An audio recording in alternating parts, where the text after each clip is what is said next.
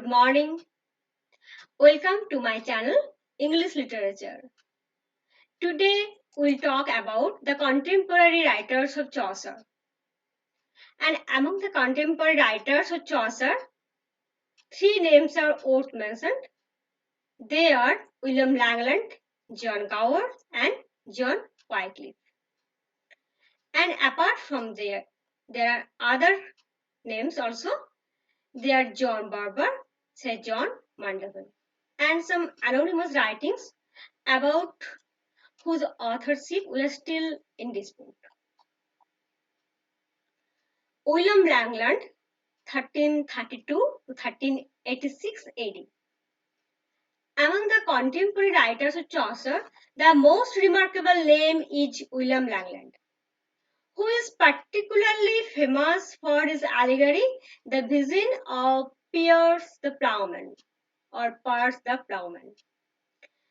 The poem was written in two parts, Visio, that is vision, and the other part is Vita, that is life. And it had three versions. Version A was written in 1362, version B was written in 1377, that is the main part, and version C was written in 1392, that is the longest part. The poem begins with a vision and the poet on Malvern Hill. So keep in mind the name of the hills.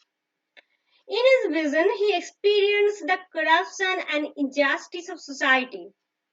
He criticizes the hypocrisy, the greed of the clergyman, and the hardship and penury of the common people.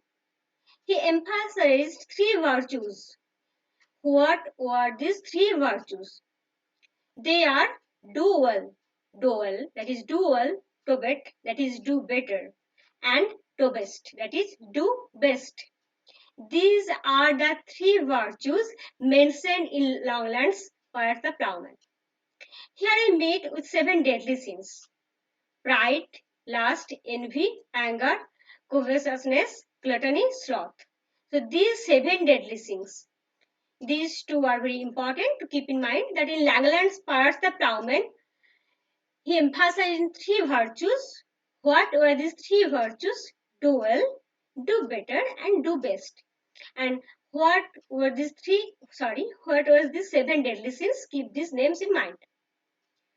So this piece is divided into 20 passages. Passages means steps. Next comes John Gower, 1325, or some say that it is 1330 to 1408.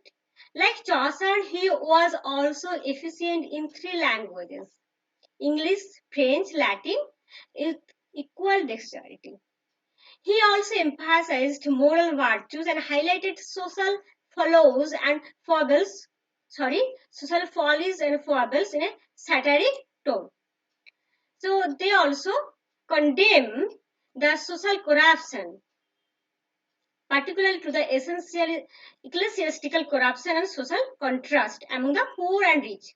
So in the contemporary writer of Chaucer, John Gower and Langland, in both of their writing we find they just highlighted the social scenario, contemporary social scenario, where corruption and social contrast was prevalent.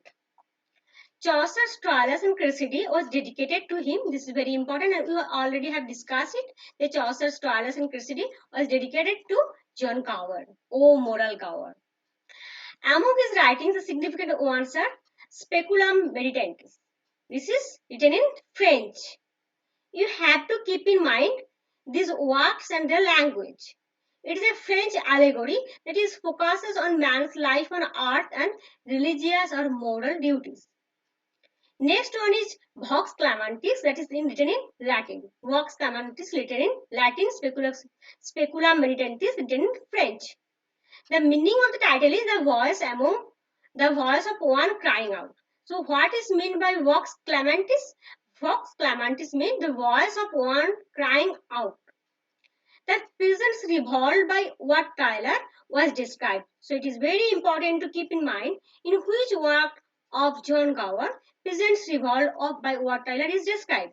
So peasants' revolt revolt by Owen Tyler was described in John Gower's Vox Clamantis. Again, it satirizes the corruption of the church and the clergyman. Chaucer tagged Gower as moral Gower after this poem. Now the next work is Confessio Amantis, that is written in English. It was written at the request of King Richard II. So which poem by John Gower was written at someone's request, and who was the person? The person was Richard II, who requested to write something in English. So Gower then writes the Confessio Amantis. He wrote Confessio Amantis on King Richard II's request. The poem is a confession of a lover, and it has a prologue, like Chaucer's The Canterbury Tales. Conversational structure of narration between the poet lover and Venus. It is written in that structure. Confessio Amantis is that confession of a lover is a poem whose subtitle is very important. Tales of Seven Deadly Sins. So, Tales of Seven Deadly Sins was the subtitle of Chaucer's Confessio Amantis.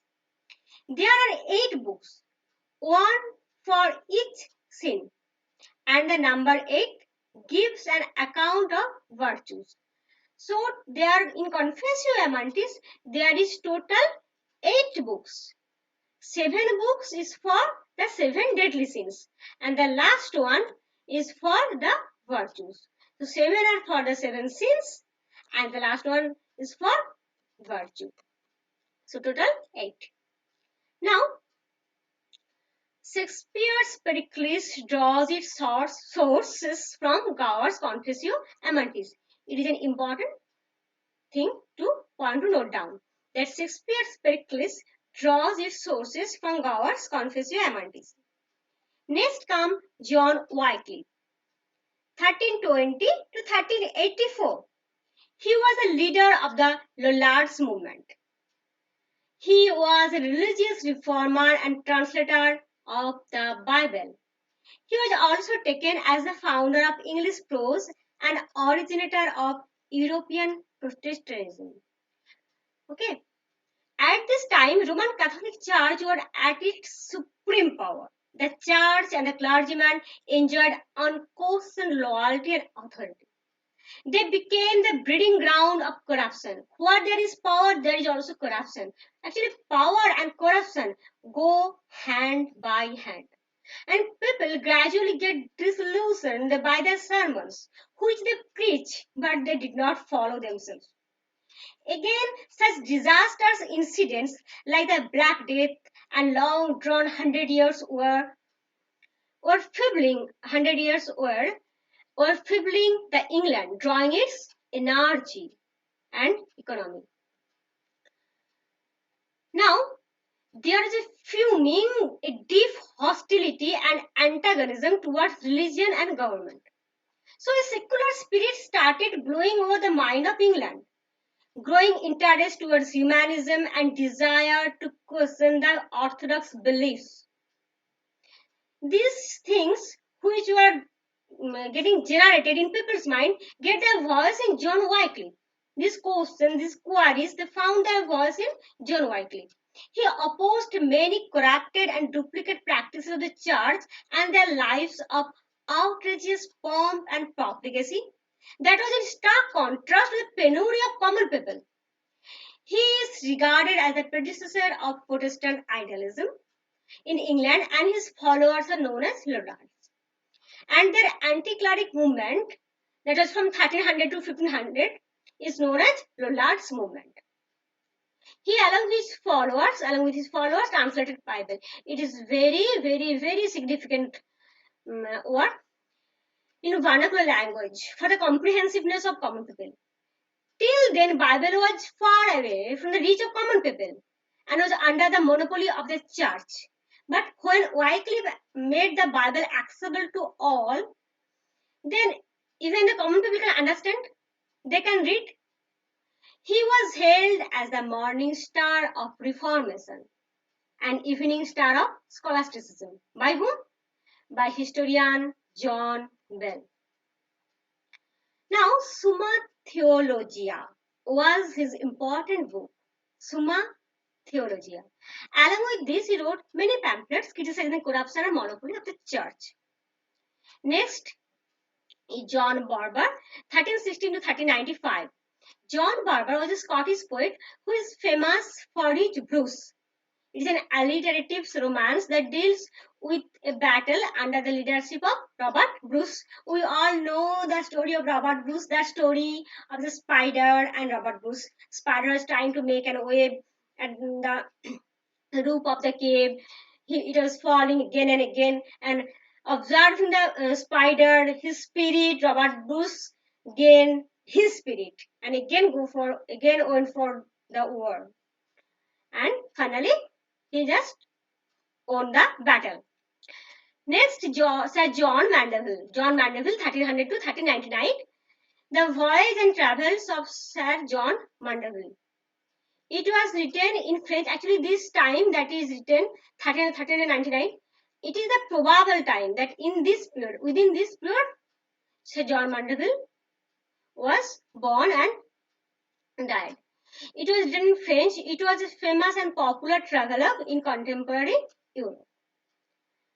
There is the anonymous Pearl poet. In a single manuscript, there are found 4 anonymous poetries: the Pearl, Purity, Patience, and Sir Gawain and the Green Knight. Some critics introduced Thomas Malory as Chaucer's contemporary, but there was a long gap of years between them. So let's have a look at his book, but I don't think him as Chaucer's contemporary. La Motte d'Arthur, the Chronicle of Arthurian Legend, is his magnum opus. It was published by William Caxton in 1485. La Motte d'Arthur is Thomas Malory's important work, and it was published by William Caxton in 1485. So, bye for now. Thank you.